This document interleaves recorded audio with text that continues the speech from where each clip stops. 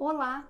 Então, tá preparado para o nosso assunto de hoje? O nosso assunto de hoje é de dar medo. Pois é, gente, nós vamos conversar um pouquinho hoje sobre medo. Principalmente o nosso foco, medo na infância. Toda criança tem um pouquinho de medo. Medo de se separar dos pais, ali por volta dos 4 anos de idade, elas começam a ter medo de monstros, de figuras imaginárias. Em torno de 7 a 8 aninhos, ela começa a ter medo de ficar sozinha, medo de alguns eventos climáticos, como os trovões, relâmpagos, as chuvas fortes. Então, todo mundo tem um pouquinho de medo. O medo, ele é até limitador, né? Mas tem criança que tem medo demais e isso atrapalha o convívio social. E a ausência, gente, de tratamento, isso pode gerar grandes prejuízos para a criança e no futuro gerar fobias muito graves. Então a gente precisa dar a importância. Não critique o seu filho porque ele tenha medo, porque ele tem medo. Converse com ele, explique para ele que o local onde ele está é um local seguro, é um local tranquilo, que ele não precisa ter medo. A conversa é muito importante, o apoio da família aqui é muito importante.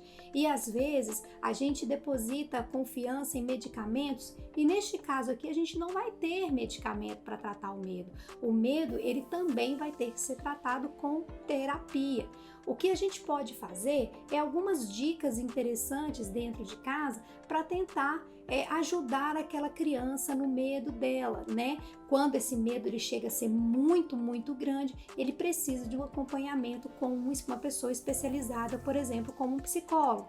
Mas para aquela criança, por exemplo, que tem medo de monstro, uma dica super interessante, a mamãe pode pegar um borrifadorzinho de água, colocar uma aguinha ali e chamar aquele dispositivo, por exemplo, de borrifador de monstros. Entra no quartinho da criança, ó mamãe, ó meu bem, aqui não tem monstro, a mamãe vai jogar o borrifador de monstro, todos os monstros vão embora agora, porque a mamãe já passou o remedinho no quarto. Então, no lugar de criticar, valorize, mostre para ela que ela é importante, mostre para ela que você deixou aquele ambiente ali super tranquilo e seguro para que ela possa dormir.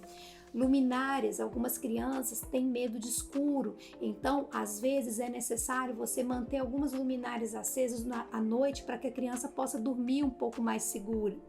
Um outro detalhezinho importante, por exemplo, é você pegar uma dica super interessante, é você pegar um novelo, um barbantezinho, né? Porque tem muita criança que tem medo de andar sozinha em casa. Você pode, por exemplo, segurar o novelo e dar a pontinha do barbante para o seu filho. Ele circula toda a casa, mas ele sabe que ali ele tem um vínculo com a mamãe e com o papai, ele tem uma proteção, tá?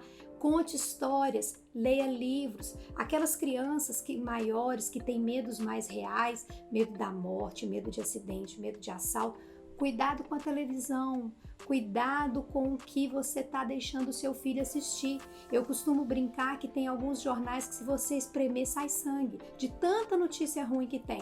Então cuidado com o que o seu filho está vendo na internet, nas mídias sociais, no Face, no Instagram, o que ele está assistindo no YouTube. Muito cuidado com a TV, porque às vezes o medo está sendo fomentado dentro da nossa própria casa.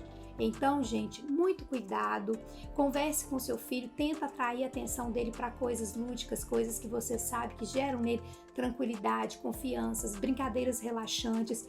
E se essas dicas não estão te ajudando, se o processo de medo está tão intenso que seu filho está tendo prejuízo no desempenho escolar, no convívio social, às vezes ele não dorme bem por causa do medo intenso, não deixe de procurar uma ajuda especializada. O psicólogo nesse momento vai ajudar demais. Converse com seu pediatra e peça a ele um encaminhamento, porque aqui você vai precisar de muito mais do que um simples medicamento para tratar esse grande problema do seu filho.